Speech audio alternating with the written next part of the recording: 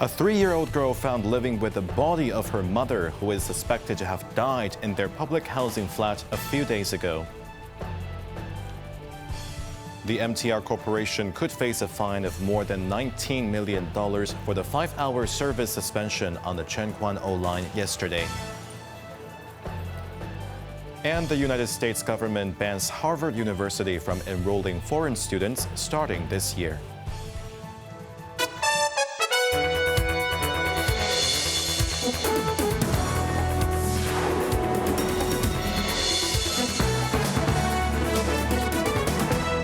Good evening. You're watching Cable News. I'm Jeremy Chu. In a tragic incident which came to light this morning, a 3-year-old girl has found living alone at her home in Ngau Tau Kok with the body of her 40-year-old mother. The discovery was made around 11 a.m. after neighbors heard the child crying loudly in the flat on the 24th floor of Pinghua House in Lok Wat North Estate. When the police later entered the flat, they found the deceased woman lying on a bed in the bedroom. An initial examination suggests the mother had been dead for around 4 days, but the actual time of death will be determined after an autopsy. The girl was unharmed and in stable condition. There was no sign of her being mistreated. She apparently survived by eating biscuits and bread, which were there in the house. She was taken to United Christian Hospital for further examination.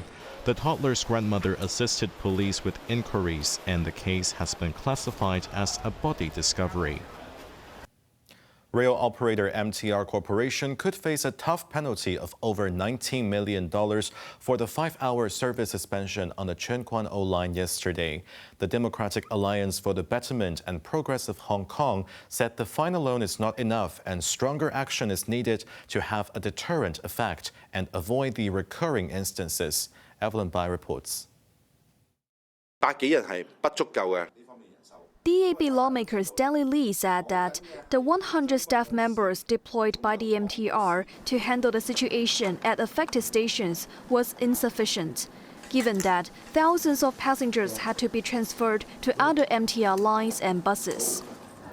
He also urged the rail operator to conduct a comprehensive inspection of its equipment and offer a free return journey to affected passengers, especially residents of Tseung Kwan O on weekdays.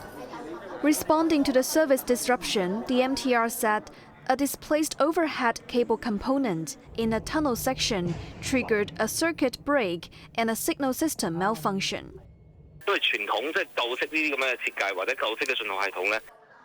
Legislator Gary Zhang, a former MTR engineer, pointed out that theoretically the power supply and signal systems operate independently, urging the MTR to enhance the system as soon as possible. The rush hour disruption caused long queues outside Tuging Lane Station. Crowds also packed pavements outside North Point Station as commuters waited for public buses and taxis. Evelyn Bai, Cable News. Legislators and union leaders have thrown their weight behind the government's decision to revoke a local contractor's license, calling it a necessary step to prioritize workplace safety after the firm was linked to 5 deaths in 3 incidents since 2020. Quentin Yang reports. Following an announcement by Development Secretary Bernadette Ling yesterday, aggressive construction will be removed from the government's list of approved general building contractors from June 20th. The construction company is working on several public construction projects, including 3 public housing estates. Regretting the decision, aggressive construction has vowed to appeal. Supporting the government's decision, engineering sector lawmaker Lo Wai Kok said it is the most severe penalty for repeated safety failures. Taking to the airwaves, Lo also suggested that authorities bypass the standard tendering process and directly appoint new contractors for the projects. He urged to ensure that existing subcontractors and staff can stay on when the projects are passed on to new firms. Unions backed the decision but highlighted regulatory loopholes. Chelsea Kidd, chairman of the Hong Kong Construction Industry Employees General Union, warned that aggressive construction's authorized signatories might resurface under new entities. He proposed a blacklist system to hold managers accountable, similar to penalties imposed on frontline workers. Meanwhile, the Association for the Rights of Industrial Accident Victims pushed for broader reforms. Chief Executive Fei Su criticized the industry's reliance on low-bid contracts and rushed deadlines, urging authorities to prioritize safety over cost. Quentin Yang, Cable News. A staff member working at the Namwan Tunnel in Tseung died early this morning after being hit by a private car while attending to another vehicle which had broken down near the tunnel. The incident happened just after midnight when a car was traveling along the Qingsha Highway towards Kowloon, hit the 61-year-old male worker, leaving him with severe leg injuries. He was rushed to Princess Margaret Hospital in an unconscious state, but succumbed to his injuries despite emergency treatment.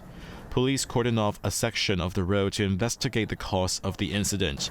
The 40-year-old driver of the private car was arrested on suspicion of dangerous driving causing death, but he assisted officers with the investigations. In a further bid to promote the historic and cultural aspect of the city, tourism officials launched a new exhibition today, which is based on the theme of the blockbuster hit Twilight of the Warriors Walled In. Located at Kowloon Walled City Park, the exhibition will last for 3 years and is one of the 9 tourism hotspots which offers a more in-depth experience on Hong Kong culture. Named Kowloon Walled City, a cinematic journey, the site of the exhibition is close to original Walled City on which the movie is based. Visitors will be able to explore the lives of residents living in the area back in the 80s.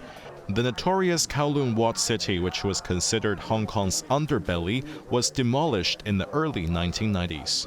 Deputy Chief Secretary Warner Chuk said the exhibition would not only attract more visitors to the park, but also help connect other Kowloon City attractions, including the Kai Tak Sports Park and the district's renowned Teochew and Thai cuisine. The rift between the administration of U.S. President Donald Trump and the world-renowned Harvard University has escalated after the U.S. Department of Homeland Security revoked the elite institution's right to enroll international students.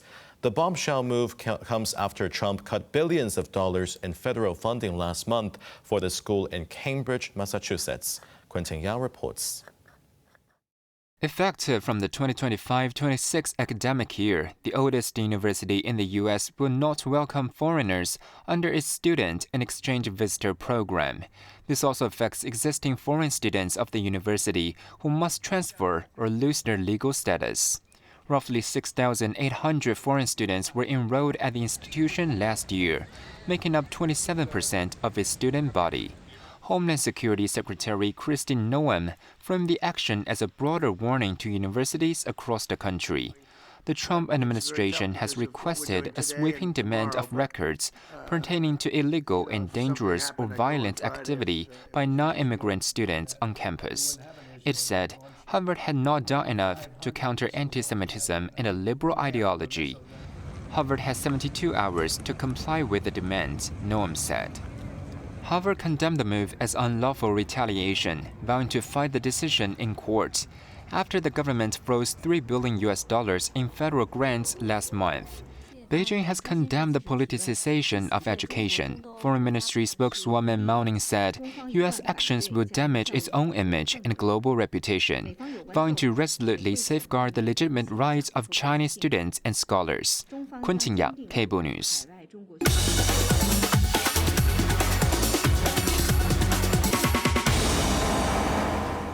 Let's take a look at the stock market. The Hang Seng Index ended the day up 56 points. Top active stocks of the day. Tencent was up $1.50, Xiaomi was down 20 cents. Meituan was up 90 cents, and BYD was up $9. Freshly launched in 2023, the Hong Kong International Aviation Academy's cadet pilot program will soon welcome home its first batch of students who have completed their 8-month flight training in the United States. These pilots-to-be, over 90% of which have already received conditional offers from 2 local carriers, will have to complete their last 2 weeks of courses before graduating. Thomas Choi chats with one of them in Redding, California.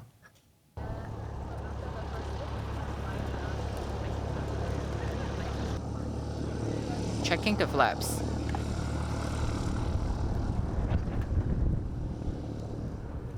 Completing final checks before departure.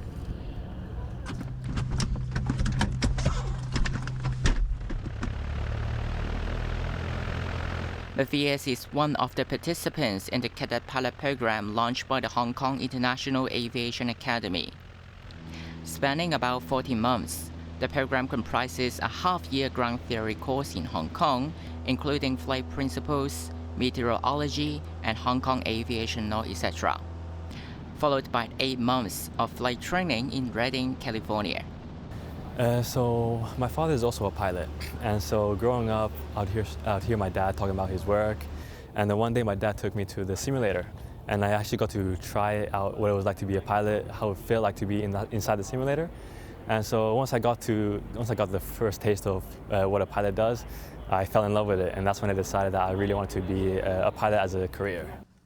As the aviation industry is facing a manpower shortage in light of the gradual pickup in capacity after the pandemic, the program was first introduced in July 2023, training local talents to answer market demands. The beauty of it, the advantage of it is because we have lined up some partnership with the local airlines, which they don't have their own cadet pilot program. And we'll arrange for them to be interviewed and to get the appointment from this company.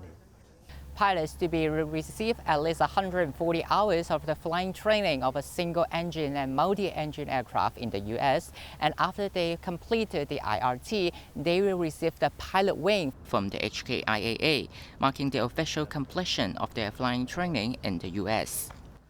Then they will be returning to Hong Kong for their last 2 weeks of course, the Multi-Crew Cooperation course. Afterwards, they can apply for the Civil Aviation Department's Hong Kong Commercial Aircraft Pilot License, while tuition for the program costs $850,000. Lee noted that students with financial hardship can apply for the Maritime and Air Transport Training Fund under the Transport and Logistics Bureau. In addition, the Academy also works with financial institutions to provide tuition loans. Thomas Choi, Cable News, Reading. Onto the weather now. Mainly cloudy with a few squally thunderstorms at first tomorrow, hot sunny periods, and a maximum temperature of 32 degrees. Expect more showers over the weekend. Now let's take a look at the weather around the world.